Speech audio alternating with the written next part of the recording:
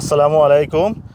আজকে আমি নতুন একটা এপিসোড নিয়ে চলে আসলাম এস্তোনিয়া সম্বন্ধে। এস্তোনিয়ার পারমিট, স্টুডেন্ট ভিসা এবং ভিজিট ভিসা সম্বন্ধে আলোচনা করব। সো শুভেচ্ছা মিস্টার আজিজ রিসিভাই ব্লকে আপনাদের স্বাগতম। দর্শক, আজকে আমার সাথে আছেন এম সাইফুর রহমান। ওনার কাছ থেকে আমরা এস্তোনিয়া সম্বন্ধে, আজকে এস্তোনিয়ার ভিসা সম্বন্ধে সব কিছু জানবো। সো সাইফুর রহমান, কেমন আছেন? আলহামদুলিল্লাহ, আমি ভালো আছি। আজকে আমরা সাইফুর রহমানের কাছে জানবো এস্তোনিয়ার পারমিট সম্বন্ধে। সো সাইফুর রহমান, এস্তোনিয়ার পারমিট সম্বন্ধে আমাদেরকে কিছু বলেন আজকে আমাদের বাংলাদেশের ভাই বোনেদের জন্য। আসসালামু আলাইকুম প্রিয় দর্শক। এস্তোনিয়ার অনেকে জানে না এস্তোনিয়া সম্পর্কে এখন বর্তমানে অনেক ভালো ভিসা ইস্যু হচ্ছে। এস্তোনিয়া যেহেতু আপনার ইন্ডিয়া যাওয়ার পরে এমবেসিতে ইন্ডিয়া এমবেসি হওয়ার কারণে ইন্ডিয়া যাওয়ার পরে আপনার অ্যাপ্লাই করা লাগে, অনেক লম্বা প্রসেসিং। সেই জন্য এস্তোনিয়া সম্পর্কে ইউরোপের একটি কান্ট্রি, সেই সম্পর্কে বেশি ধারণা নাই। সো এস্তোনিয়ার পারমিট কেমন হচ্ছে সেই বিষয়ে বলবো। এস্তোনিয়া অনেক বেশি পারমিট হচ্ছে, অর্থাৎ রেশিওর ক্ষেত্রে আমরা যে চিন্তা করি কীভাবে হচ্ছে, আপনার 100-এর মধ্যে আপনার 98% ভিসা ইস্যু হচ্ছে এস্তোনিয়াতে।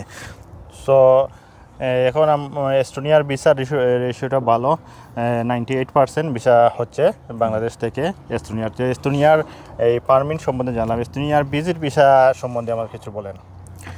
এস্তোনিয়াতে ভিজিট ভিসা অর্থাৎ ট্যুরিস্ট ভিসাতে আসার পরে আপনি যদি ধরেন সেটেল হওয়ার চিন্তা করেন, তাহলে আপনি সেটেল হতে পারবেন না, অনেকে যা ঝামেলা আছে সেটেলের ক্ষেত্রে। 3 মাসের ভিজিট দেয়? 3 মাস 15 দিন, আবার 6 মাসের মধ্যে পারমিট ভিজিট ভিসা পাওয়া যায় আর কি। তো পারমিটে আসলে এস্তোনিয়ার স্যালারি কত হবে? পারমিটে আসলে বর্তমানে স্যালারি 900 ইউরোর মতো আপনি স্যালারি ইনকাম করতে পারবেন পারমিটে আসলে। আপনারা 900 ইউরো প্লাস 950 1000 ইউরো পর্যন্ত আপনারা এই এস্তোনিয়ার পারমিটে যদি না আসেন তাহলে আপনারা ইনকাম করতে পারবেন। সো স্টুডেন্ট ভিসায় যদি এস্তোনিয়া আসা যায় তাহলে এটার সুযোগ সুবিধা কেমন? স্টুডেন্ট বিষয়ে যদি আপনি এস্তোনিয়া আসতে চান তাহলে সেটার ক্ষেত্রে একটা পজিটিভ দিক হবে আমি মনে করি।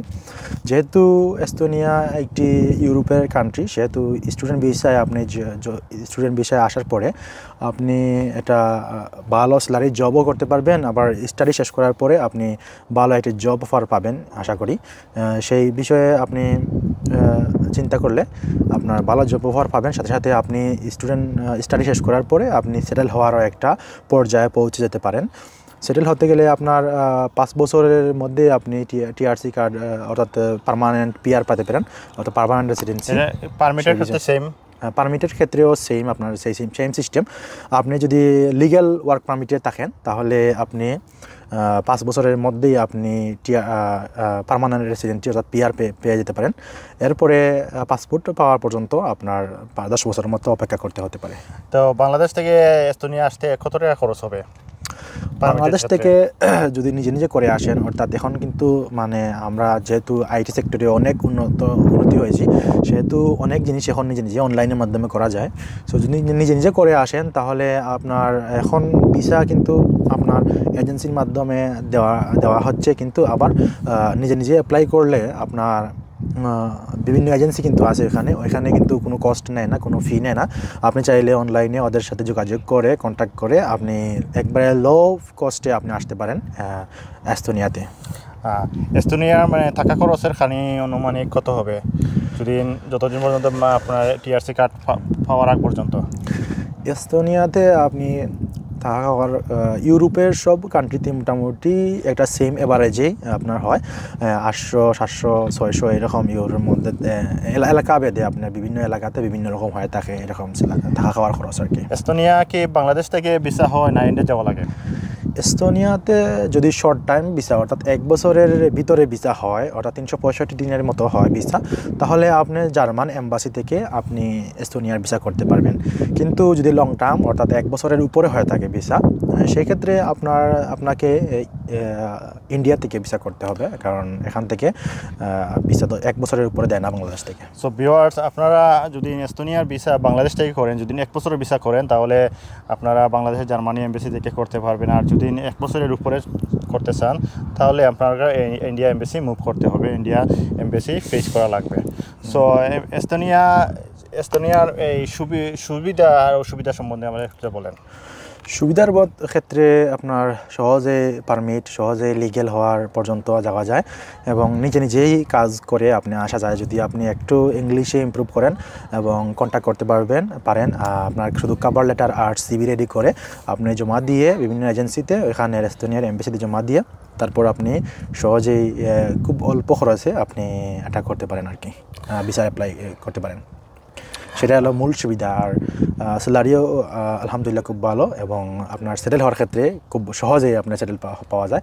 যেহেতু এস্তোনিয়াতে এখন মোটামুটি বাংলাদেশের মতো একটা দেশ, বাংলাদেশের সাইজ অনুযায়ী বাংলাদেশের মতো একটা বড় সাইজের দেশ, আর লোকসংখ্যা অনেক কম, আপনার 14-15 লাখ লোকসংখ্যা মাত্র। সেই কারণে আপনার কাজেরও অনেক কাজের সেক্টর আছে, বিশেষ করে আইটি সেক্টরে। যেহেতু এস্তোনিয়া একটি ডিজিটাল কান্ট্রি, সেহেতু আইটি সেক্টরে অনেক কাজের চাহিদা আছে। আপনি চাইলে সেই হিসাবে আপনি আইটি সেক্টরে একটু ইমপ্রুভ আপনার যদি স্কিল থাকে ভালো, সেই হিসাবে আপনি ওখানে ভালো একটি জব পেতে পারেন।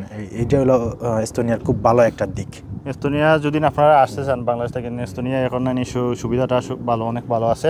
আর বাংলাদেশ থেকে ভিসা হচ্ছে, সো আপনারা এস্তোনিয়ার জন্য অ্যাপ্লাই করতে পারেন। তো এস্তোনিয়ার জন্য অ্যাপ্লাই করতে হলে কী ডকুমেন্ট লাগে? আপনার ইউরোপের সব কান্ট্রিতে মোটামুটি সেম ডকুমেন্ট শো করতে হয়।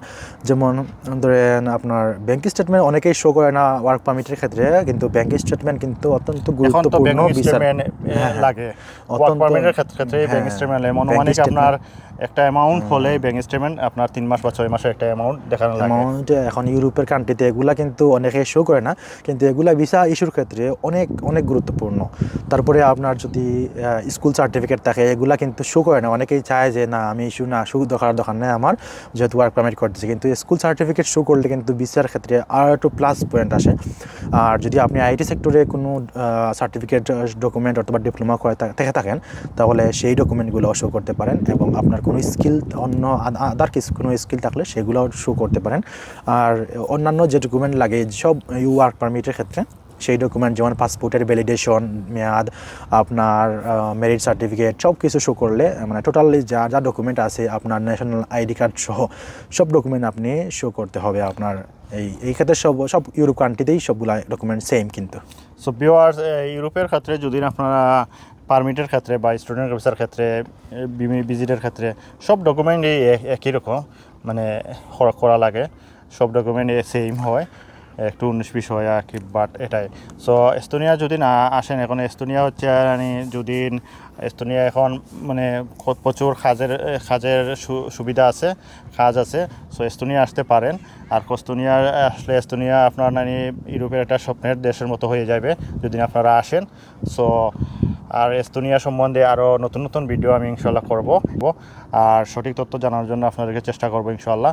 আর আমার চ্যানেলকে সাবস্ক্রাইব করে নেবেন এবং আমার সাথে থাকবেন, আমার বেল আইকনে ক্লিক করে সাথে থাকবেন এবং কমেন্ট বক্সে আমাকে জানিয়ে দেবেন কোনো বিষয়ে, এস্তোনিয়া বিষয়ে বা ইউরোপের অন্যান্য দেশের বিষয়ে যদি কোনো তথ্য জানার থাকে জানাবেন ইনশাল্লাহ। আমি সঠিক তথ্য দেওয়ার চেষ্টা করব। আর পরবর্তীতে ভিডিওতে দেখা হবে। ওকে, আল্লাহ হাফিজ, বাই বাই। ওকে, আল্লাহ হাফেজ।